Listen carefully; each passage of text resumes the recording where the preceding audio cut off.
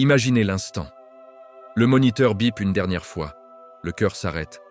La vie, telle que nous la connaissons, cesse. Et si, au-delà de ce silence apparent, une dernière histoire se déroulait, non pas dans le corps, mais dans le sanctuaire le plus intime de l'être humain, le cerveau. Au moment où le cœur cesse de pomper, l'oxygène n'atteint plus les milliards de cellules cérébrales. C'est le signal d'une cascade d'événements. Moins d'une minute après l'arrêt cardiaque, une onde d'énergie, une véritable tsunami électrique, traverse le cerveau, que les scientifiques appellent la dépolarisation envahissante. C'est une décharge massive, le dernier sursaut avant que les neurones ne s'effondrent. Mais ce n'est pas un arrêt brutal, au contraire.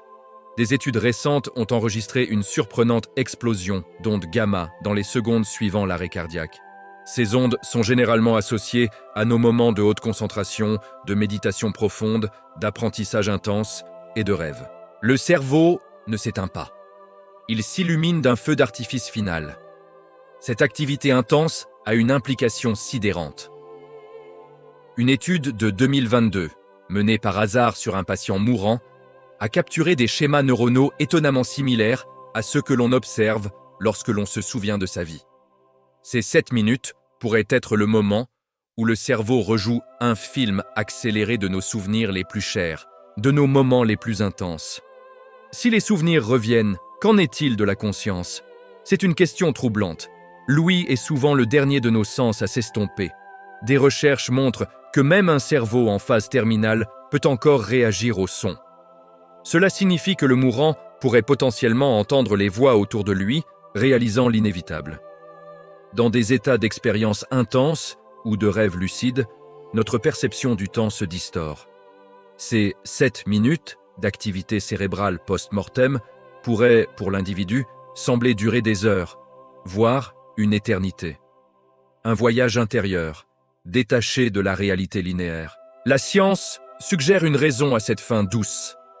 En réponse au stress extrême du manque d'oxygène, le cerveau libérerait un flot d'endorphines et de sérotonine.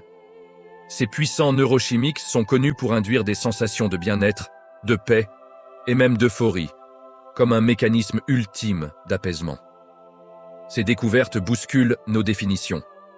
Si le cerveau maintient une forme d'activité, une trace de conscience, même après l'arrêt cardiaque, quand fixons-nous réellement l'heure du décès? La frontière entre la vie et la mort s'avère bien plus floue que les bips d'un moniteur médical. Et le plus étonnant, des recherches ont montré que même après ces 7 minutes, certains gènes, surnommés gènes zombies, deviennent paradoxalement plus actifs après la mort. Ils tentent désespérément de réparer les cellules ou de stimuler une réponse immunitaire, comme si l'organisme refusait d'abandonner le combat, même quand la vie s'est retirée. Ces 7 minutes post-mortem ne sont pas un simple vide. Elles sont une dernière, fascinante énigme. Un voyage neurologique complexe qui redéfinit notre compréhension de la vie, de la mort et de la conscience elle-même.